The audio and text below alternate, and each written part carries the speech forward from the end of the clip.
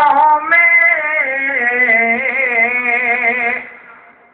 اتر جانا چاہیے. بہت اچھے خالد بھائی، واہ. سمندروں میں اتر جانا چاہیے. ذلت کی زندگی سے تو مر جانا چاہیے. بہت اچھے، واہ واہ.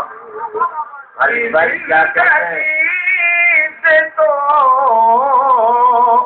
مر جانا چاہیے.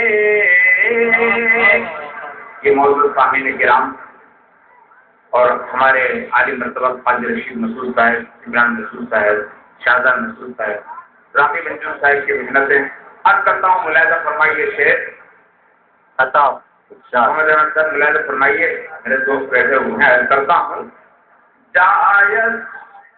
جائز ہے جنگ اور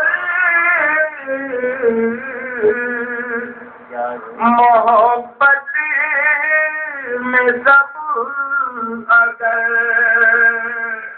واہ واہ. جائز ہے جنگ اور محبت میں سب اگر. پھر تو ہمیں بھی حدیث سے گزر جانا چاہیے. پھر تو ہمیں بھی حد سے